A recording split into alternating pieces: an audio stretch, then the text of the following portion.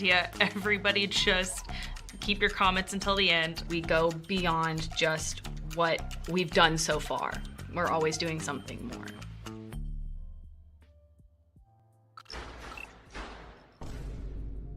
Welcome, welcome, welcome. Hello, and welcome. Hello, and welcome to the rAVe Esports Show. My name is Bubba Gaeddert. I am so excited that you're here today. We got people all over the place. We're on multiple platforms right now, as we always are, the first and third, just about the first and third of every month on Thursdays, first and third Thursdays.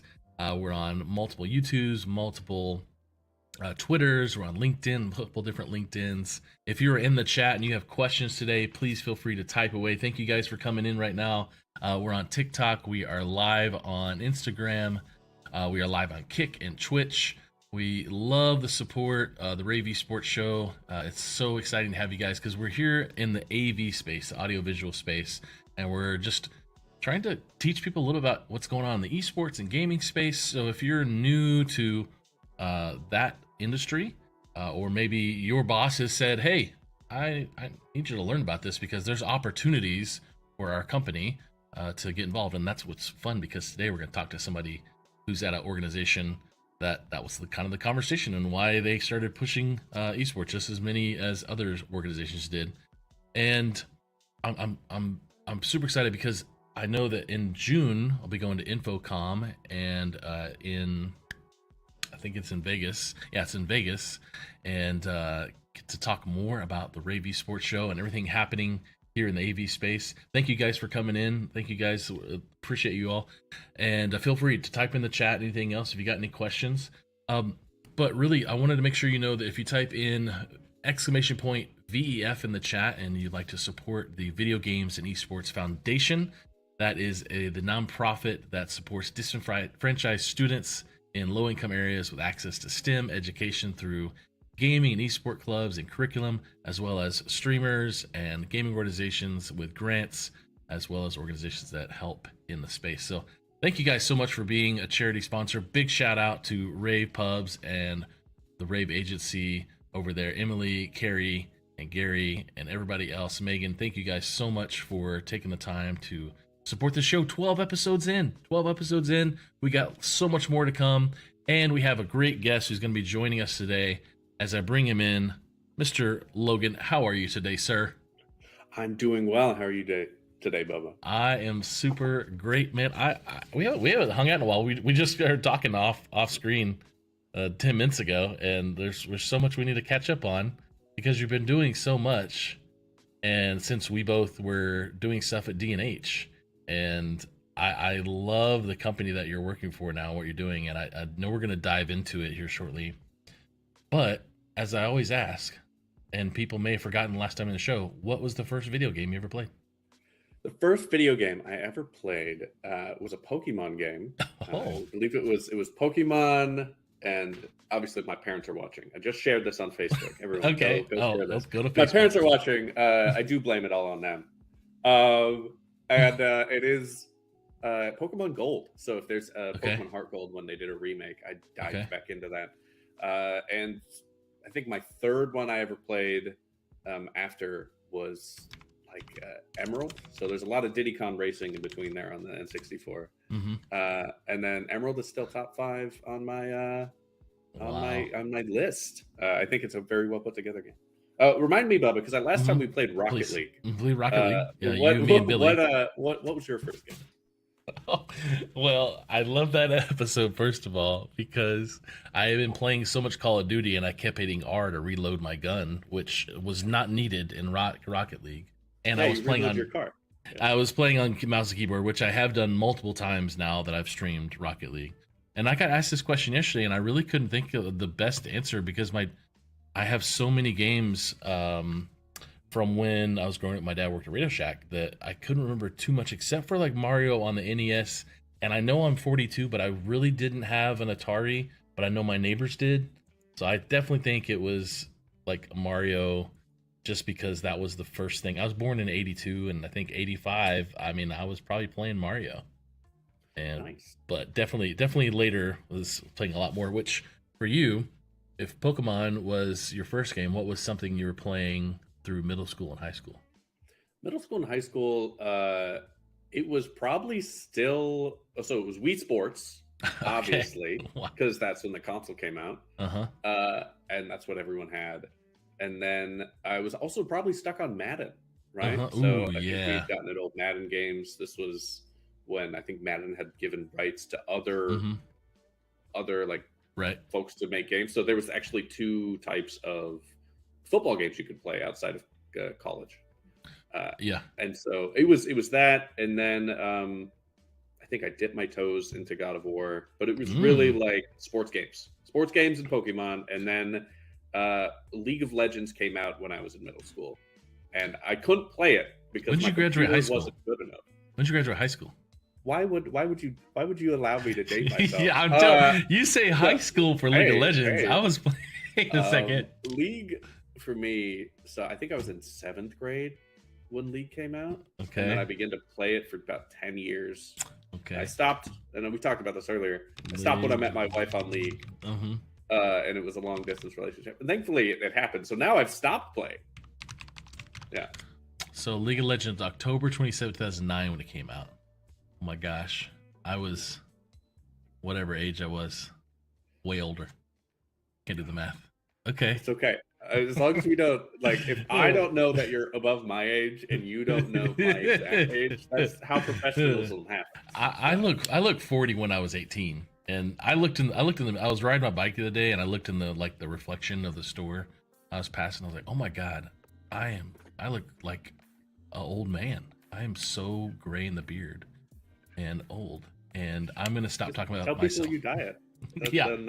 Yeah. I'm actually a Santa, which Josh Kell called me the Santa of esports one time, so I'll be fine with that. If you have more championships in winter, Bubba, that's you.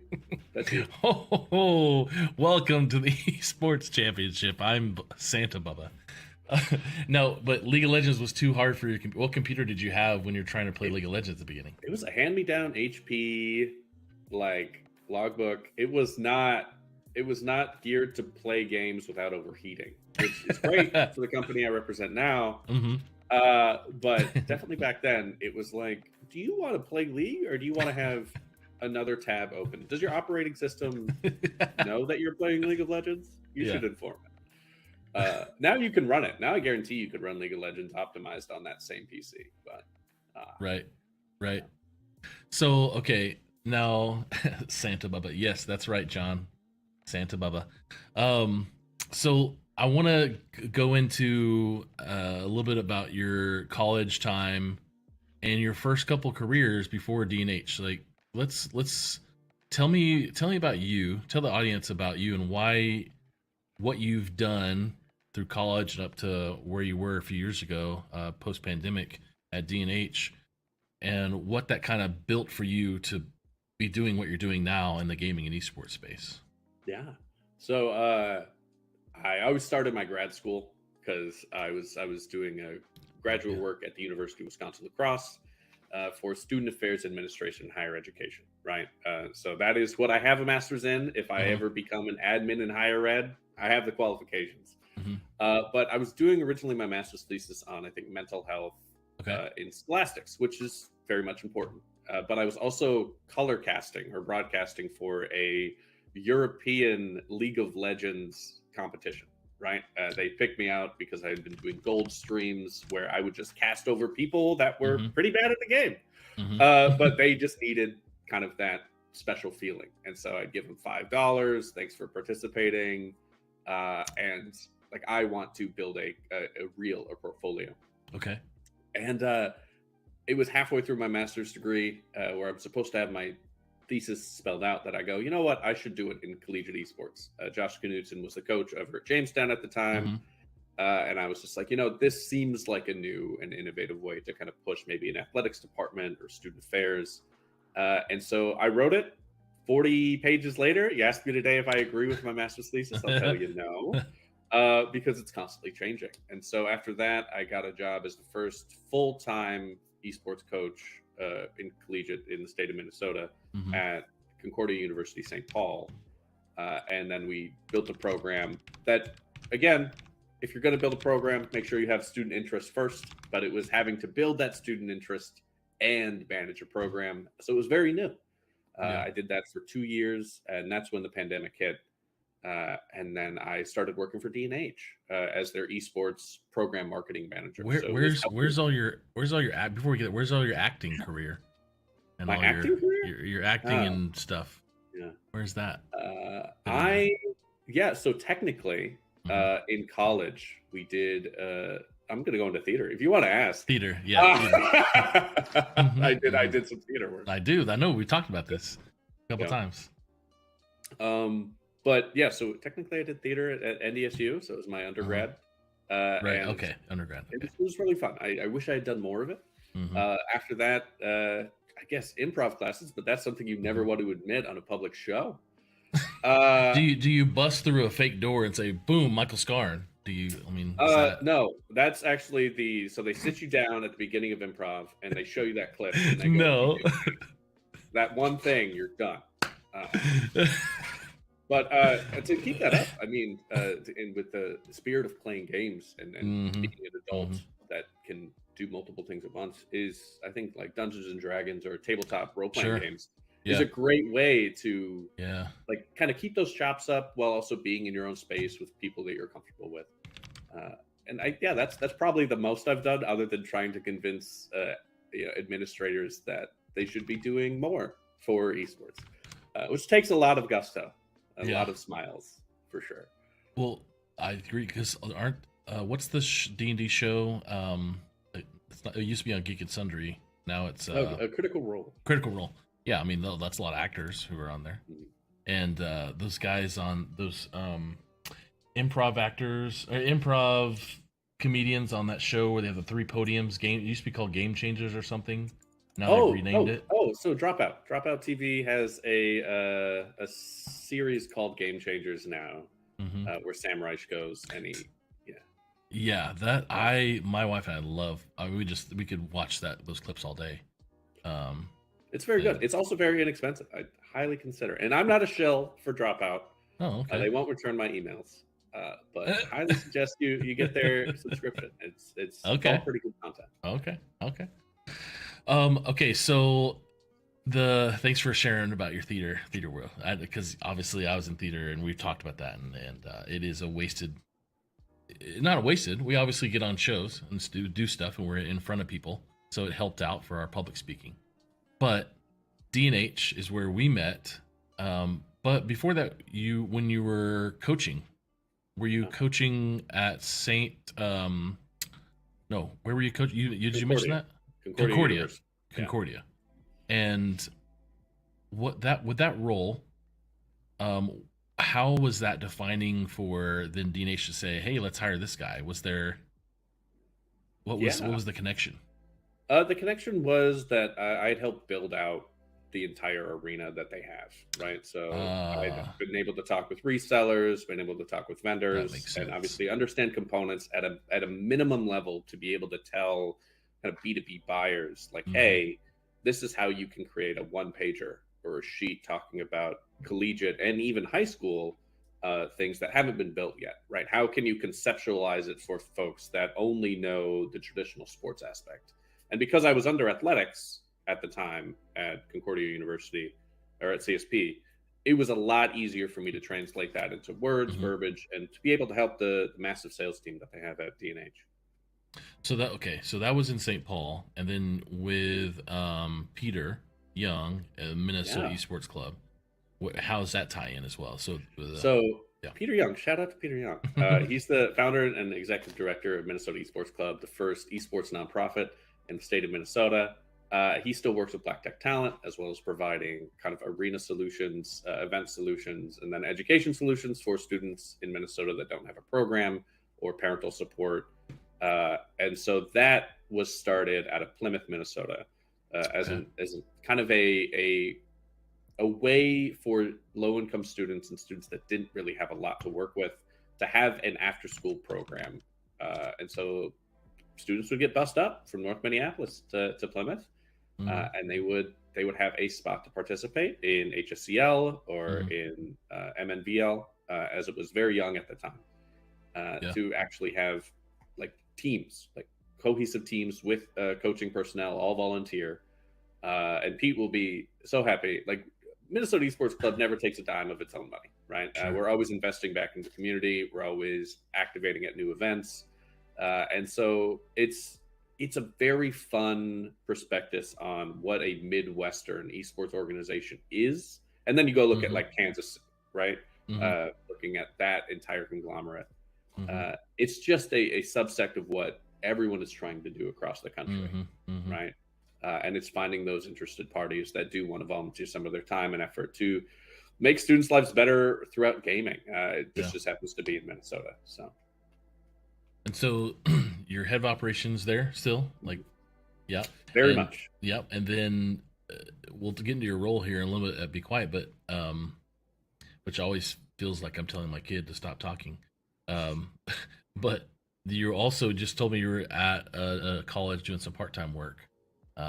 Helping out with their club program. Where is that, and what are you doing? So recently, as of end of January, I was hired to be the part-time esports coach / kind of program director at St. Joseph's University here in Philadelphia.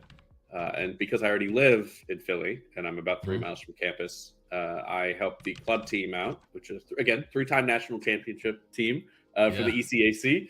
Always got to promote. Always got to be here to talk about our team. You can donate at a link somewhere on campus, and it's really to help out students that have been working on a program that the campus had kind of forgotten because they built. It's one of those sad stories where you build an arena and then COVID hits, and then immediately now you're dealing with PPE and now you're dealing with kind of working kind of through major issues that don't involve students on campus playing games.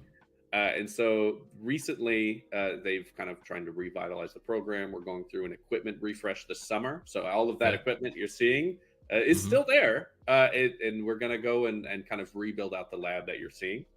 And it's going to be great. I'm really excited. The students are very passionate to see that their hard work as a club is being recognized, whether it be through hirees or just having someone that knows a little bit more about esports than the current administration come in and say, hey, like these are viable options that the students can take advantage of.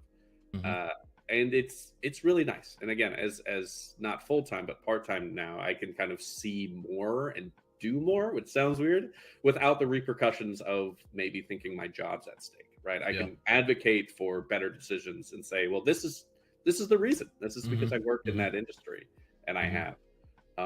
But yeah, go check out St. Joe's. Obviously, go follow me if you want updates. But it's I noticed this touchscreen here is so AV world, and that it's in. Is this still around? This is still around. So the program actually, the students have developed a way when they're playing another school, they actually make a T-chart and they put our acceptance rate.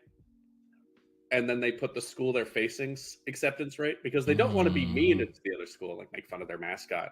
So they just go after your acceptance rate. So if you ever see an image of Overwatch team playing, and I'm calling them out because they know what they're doing, is they'll put the acceptance rate there just to be like, I don't know. I think it's full of competition, and that's what we use it for, as well as film when everyone's in the arena.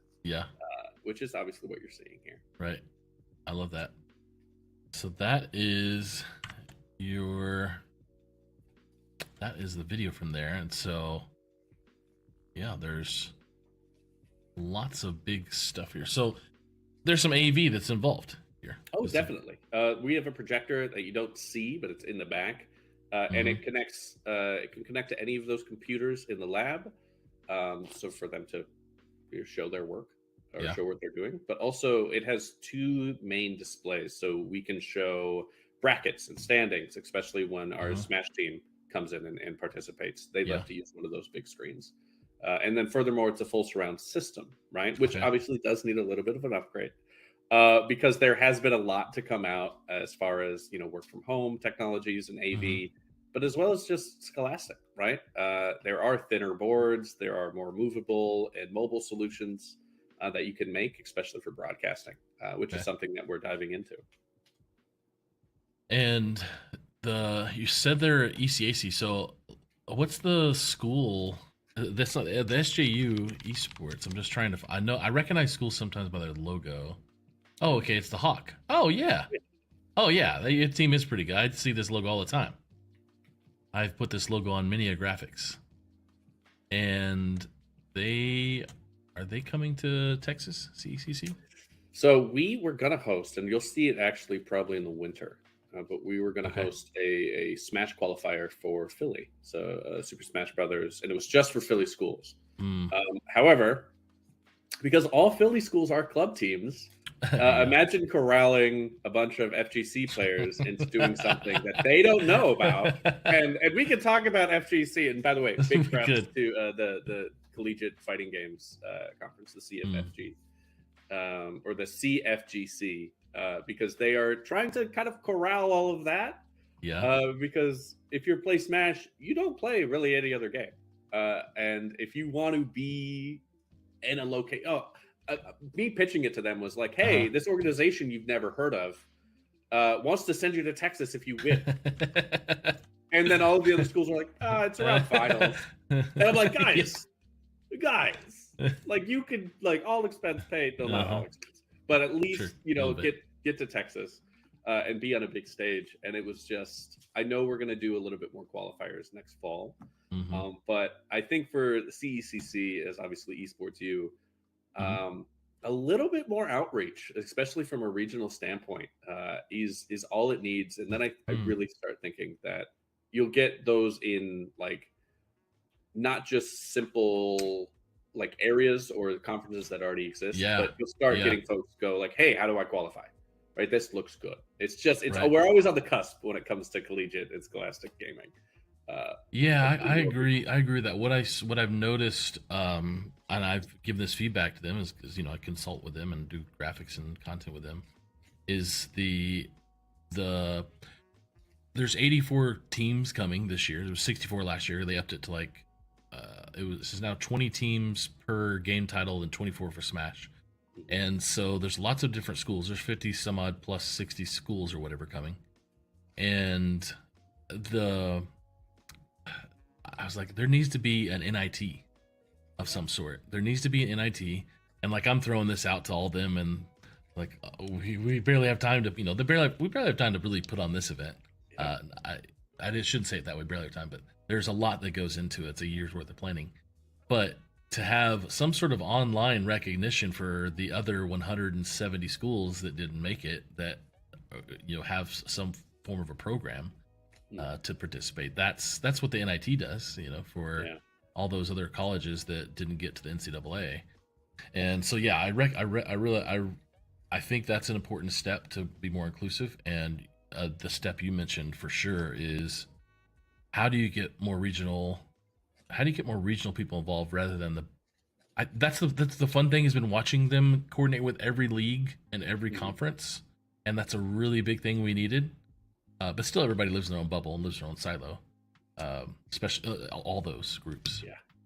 So I'd love to see more for sure. I agree. Good stuff. Let's talk. Let's talk D&H real quick, and then we're gonna do a quick commercial, and then we'll jump into Be Quiet. So D&H, we met there.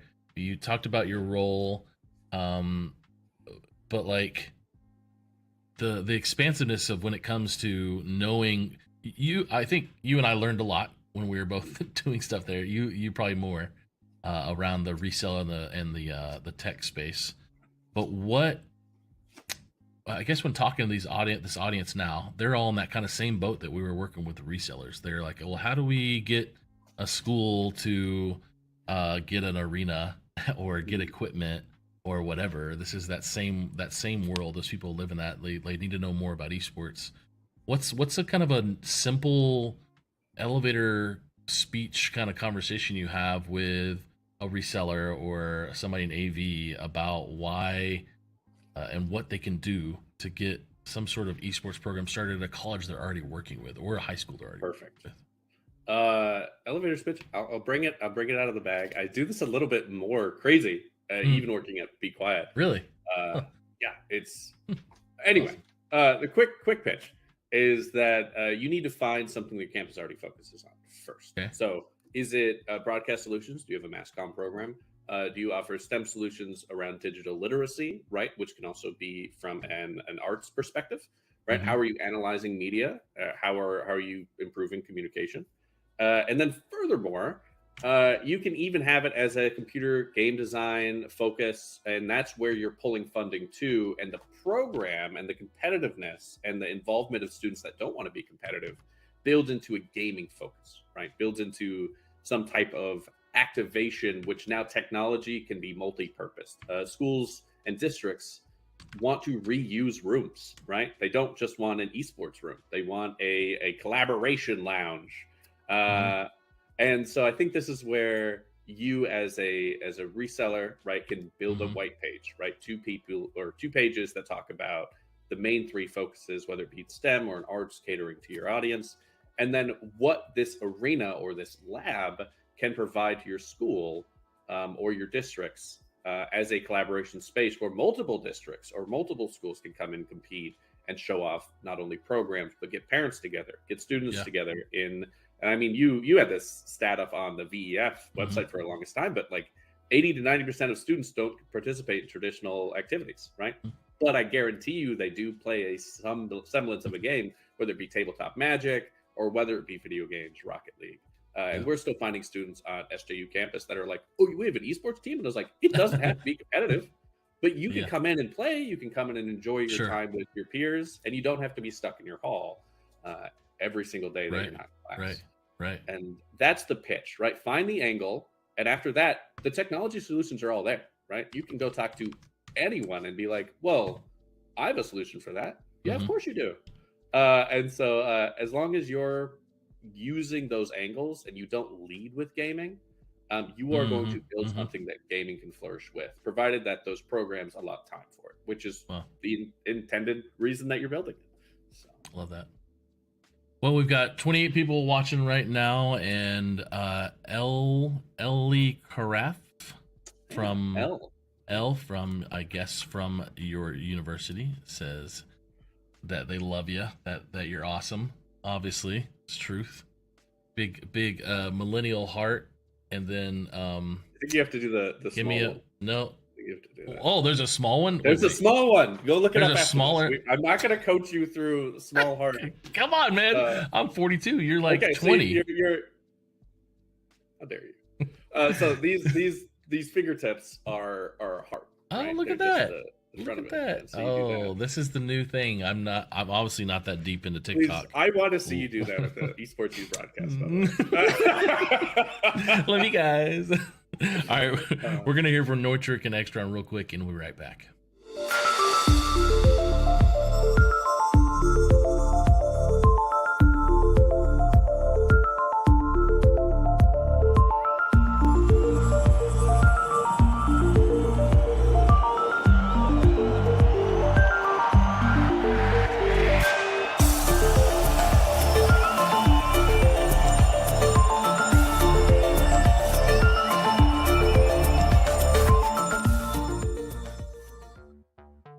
Get future ready with Extron Esports AV technologies. Experience better looking images and higher quality sound with AV systems that are easy to control. When it comes to esports, Extron provides the winning edge. To learn more, visit extron.com/esports. Okay, and we are back. Man, I think it's really cool what you're doing with your new organization that you're with Be Quiet. It's fun to see you at so many different events on social.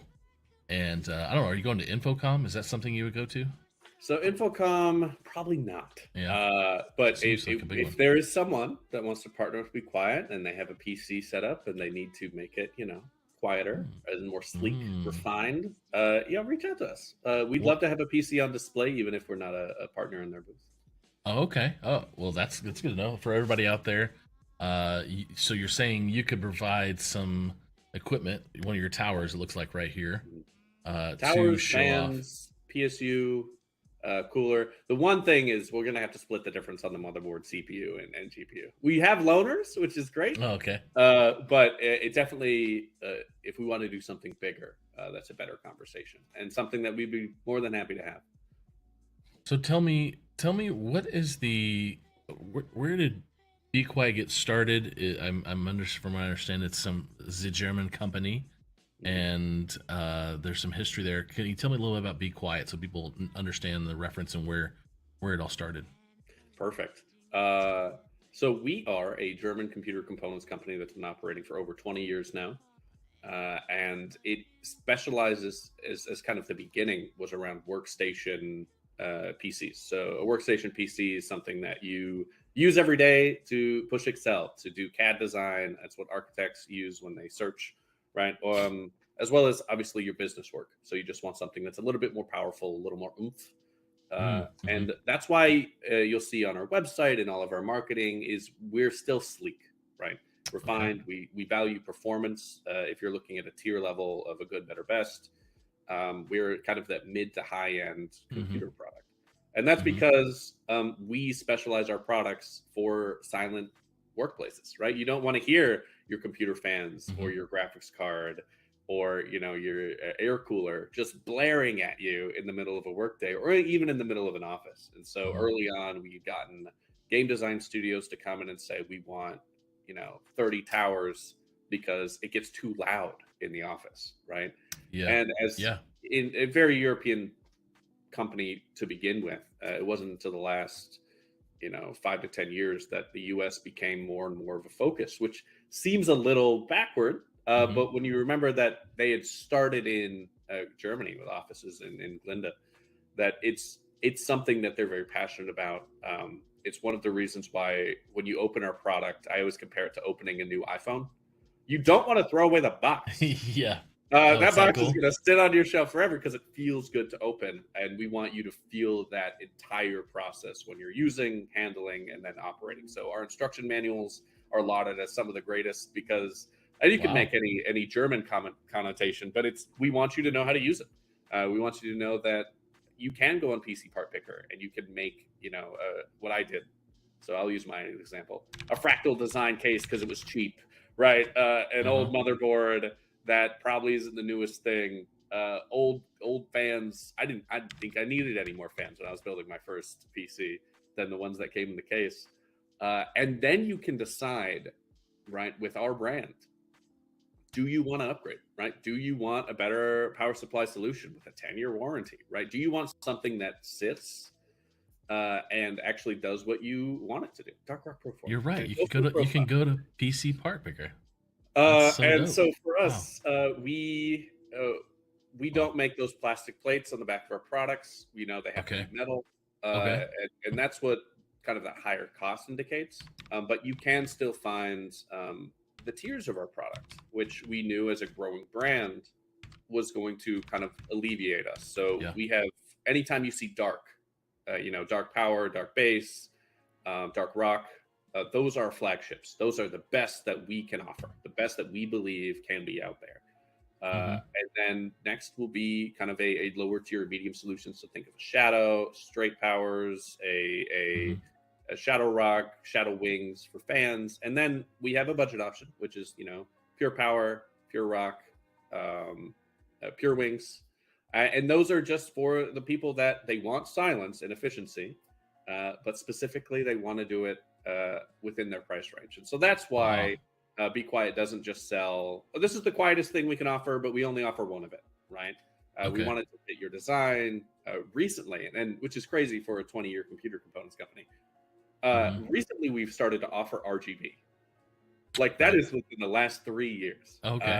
And if you remember way back when, RGB was supposed to be fancy, supposed to be gaming. Sure. It meant your computer was good. So it's like having a gaming chair. Exactly. And so now when people see lights, it becomes expected. And so we can, and when you see our light wings, and obviously, that little subtle RGB everywhere, we're still remaining in that sleek theme now with a full white product lineup instead of just black cases and coolers. Okay. Now we have recently, as of January, launched a full lineup of white products for our more popular components. Yeah. So I like it. Obviously, I've worked here, so I could say that. But I think Be Quiet's done a lot in the last 20, especially in the last 3 years, to really focus on the U.S. market and talk about what a workplace could look like when you don't have to hear your computer. And as someone now that I've got my wife our case and I have my own, anytime I walk into a place and I can hear your PC, I'm like, oh, I noticed that now. Yeah, it's like owning a red car or owning a certain car, and now you see those cars all the time. Exactly. Now you work there. So that makes sense, because when I think about streamers and esports, especially, and I want to dive into more about esports in North America here in a minute, but like I think of my PC is back behind 2 desks, and because I have my mic here that I don't really want to pick it up, and I'm in a studio with I have neighbors and stuff, but if my computer's making noise, I can hear it. Even if I put a gate on my mic, then you may not be able to hear me because of compression, all sorts of other things. So for gamers, for streamers, for esports, for production, it definitely makes a difference, I will say, for having a quieter computer, because it's back there. But that's why it's back there. Maybe it didn't need to be. It would be a little closer if it was quieter. Exactly. And we've had people have like servers, large memory storages that are just like, can we buy pallets of your fans? Right. We had an elevator company reach out. And I'm like, what? Elevators can be quieter? Right. Like these are shocking things that what needs to be quieter? Like, well, I mean, so when you're pushing air a lot through those ventilation shafts, right? And you have to make sure your elevator is not super hot. Right. So there are fans that go into that. And so it's for us, it's kind of a nice, we only have about 5 people working kind of at that corporate side in the US. Yeah. And then we have wonderful after sales team out in LA, and we're all remote. And so we're all kind of figuring out this from a North American side, Canada included, which we've like finalized a great selling process into, where we're just like, more people want to have that extra, this is why it's important. Yeah, and I love going to shows like you were talking about, like PAX, or going to ISTE, an educational show, and showing off what a cool gaming solution could look like. And going to those shows and having images of, like, we had a giant, it was 160 or 170 fans, light wings, whites. We built an entire RGB fan wall, which you could play Doom on, right? With the Signal RGB software. It was just fans, RGB. Is there a photo of this? So there's a lot of photos of this. Okay. But you can play YouTube videos, you can roll people on it. And that's now what we can, show in North American shows is like, hey, we built this monolith to just having a good time. But we're not selling any product here. We want you to go on our site. We want you to find what's good for you.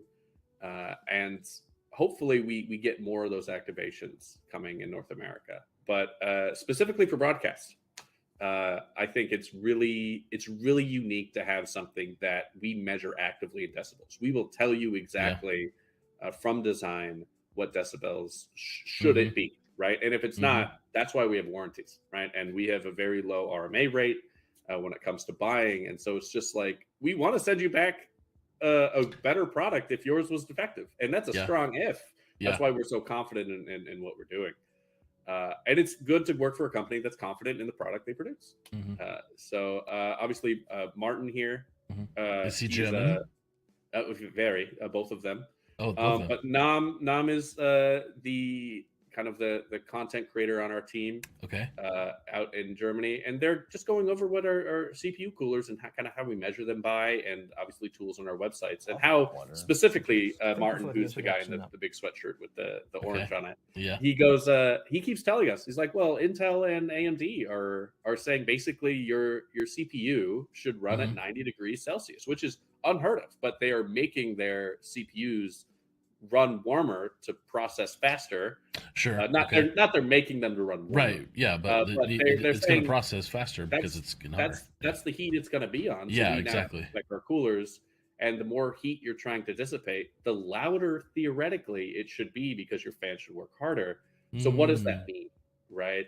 And that's where at least we can provide that educational support and say, hey, if you feel like your new, 14 900 KF is running warmer than your Dark Rock Pro 5 can handle, don't worry.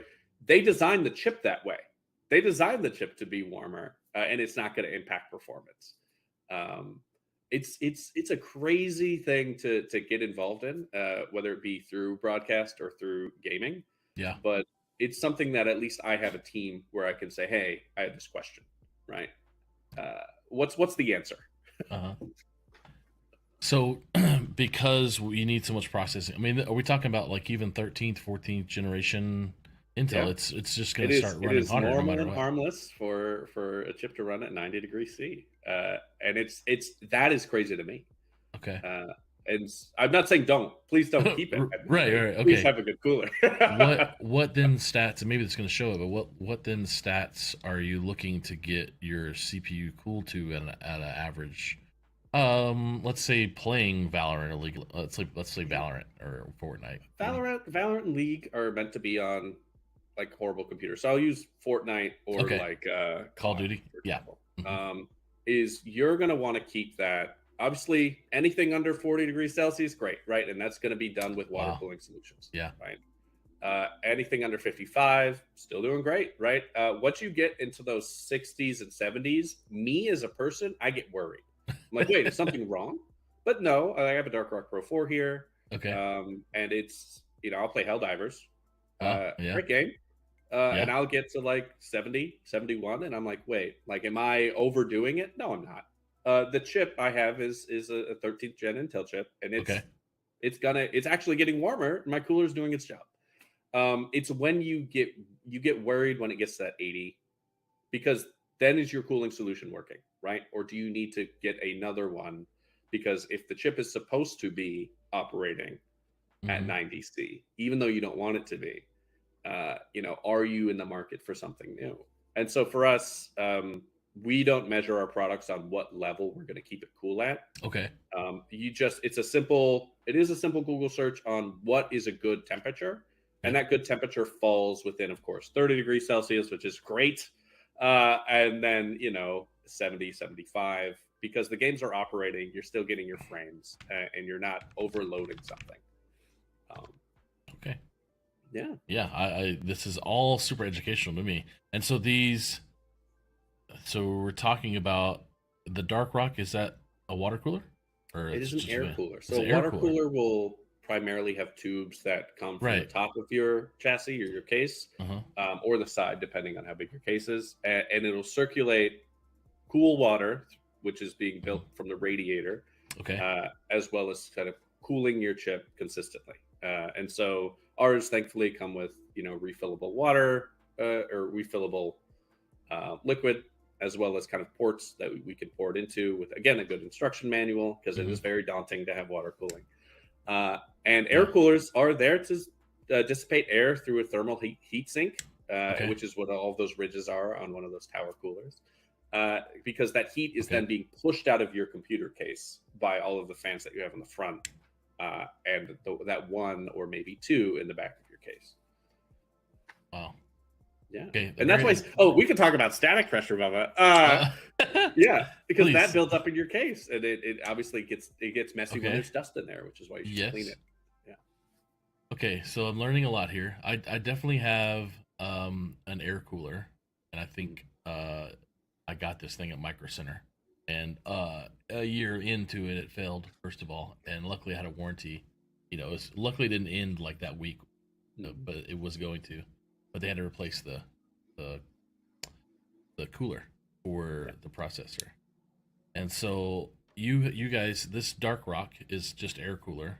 So water cooler is a different brand. Water coolers are kind of a loop series. So they're pure loop, silent loop, and those are on a different tab, but they're basically they're basically, 3 fan rads, 2 fan rads that fit on a case. We don't do 420 radiator cases, so we don't make 420 radiators. But for specifically in the US, we just have Pure Loop and then Pure Loop 2 FX. Okay. And that is FX obviously stands for RGB. But we have dropped in our Pure Loop 2 FX has our Pure Wings 3 fans in it, right? Wow. Or Pure Loop 2 has our Pure Wings 3 fans in it, or Pure Loop 2 FX has our Light Wings in it because they're RGB.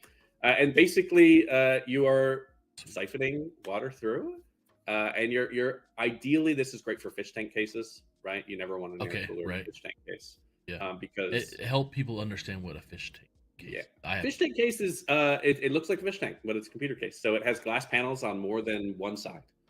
So you're seeing maybe a glass panel on the front and a glass panel on the side.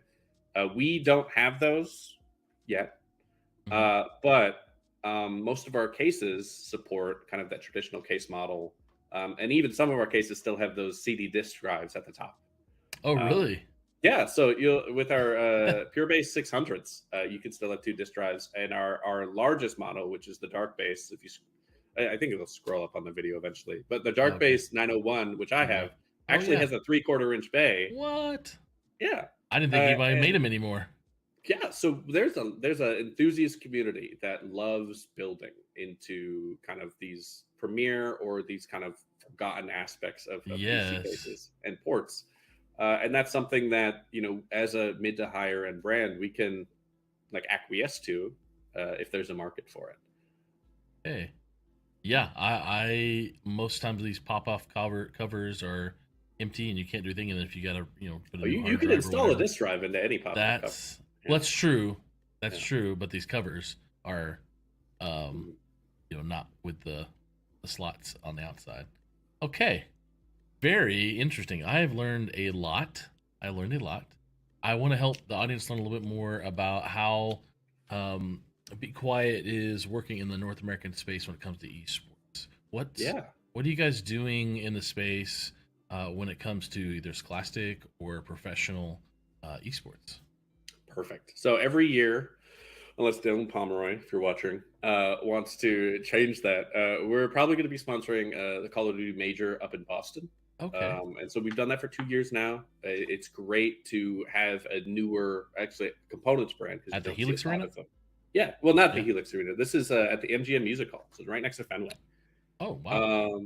And it's an amazing event that we can, show our B-rolls and our new products on the largest screen there. Bruno Mars christened the event hall. Wow. And so it's great. And they get a lot of good coverage. And so that's what we're doing, at least professional level. We're also sponsoring Philadelphia, which is the largest CS2 largest CS2 open bring your own computer LAN across North America. So they basically find places to run a CS LAN, and they already used our product heavily before we reached out. They just didn't know who to reach out to. And so it was a great atmosphere. They held one in Philadelphia, hence the name Fragadelphia, that I was able to go to. And then they're holding one in Miami and then one in Kansas City. And they're teams that come across from all over the world that come to this event to play CS. And they set up their own production. Because I know it's contentious in esports, they actually pay their prize money on time. And there's large prize pools. And more importantly, none of them make a dime from it outside of like any external production people they need to hire. And that's where it's something that we can get behind, we can give product to, we can sponsor. And then we also sponsor Detonate, an amazing team out of Atlanta, black owned and operated, with Lebowski. Shout out. He's having his next kid that was just announced. Awesome. Congratulations. But that is something where it truly was, not only do our colors match, but he was very receptive to creating media, and we're very receptive to knowing that you're not going to get virality from a computer component, right? I always tell people like, hey, drop a power supply from 4-story building if you can, and tell me how that content works, right? I was actually telling our partners at the score, Yeah. you've done a great Oh yeah, Sean. in He memoriam. Just, Yeah. he just liked the post earlier. Yeah. Go ahead.